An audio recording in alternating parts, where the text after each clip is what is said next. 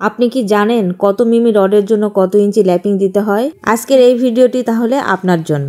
সাধারণত বাজারে যেসব রড পাওয়া যায় সেগুলোর একটি নির্দিষ্ট লেন্থ থাকে। যখন এর বেশি লেন্থ দরকার হয় তখন রডে ল্যাপিং দিতে হয়। বিল্ডিং এর সকল মেম্বারে ল্যাপিং লেন্থ এক সমান হয় না। কম্প্রেসিভ জোনের তুলনায় টেনশন জোনে একটু ল্যাপিং লেন্থের পরিমাণ বেশি দিতে হয়। কম্প্রেসিভ মেম্বারগুলো যেমন কলাম, শেয়ার ওয়াল, লিফটের কোর ওয়াল, এগুলো ল্যাপিং প্রয়োজন হলে 40D অনুযায়ী ল্যাপিং দিতে হয়। এখানে ডি হচ্ছে রডের ডায়া, অর্থাৎ যত মিলি রড ব্যবহার করা হবে তার 40 গুণ ল্যাপিং লেন্থ দিতে হবে। সহজ ভাষায় বলতে গেলে এই সূত্র অনুযায়ী 16 মিমি রডের জন্য ল্যাপিং লেন্থ হবে 26 ইঞ্চি, 20 মিমি রডের জন্য ল্যাপিং লেন্থ হবে 32 ইঞ্চি, 25 মিমি রডের জন্য ল্যাপিং লেন্থ হবে 40 ইঞ্চি। আবার টেনশন মেম্বার যেমন বিম, যদিও বিমে কম্প্রেসিভ জোন এবং টেনশন জোন দুটোই থাকে, বিমের টেনশন জোনে 60D অনুযায়ী ল্যাপিং লেন্থ দিতে হবে। অর্থাৎ এই সূত্র অনুযায়ী 16 মিমি রডের জন্য ল্যাপিং লেন্থ হবে 38 ইঞ্চি, 20 মিমি রডের জন্য ল্যাপিং লেন্থ হবে 48 ইঞ্চি, 25 মিমি রডের জন্য ল্যাপিং লেন্থ হবে 60 ইঞ্চি।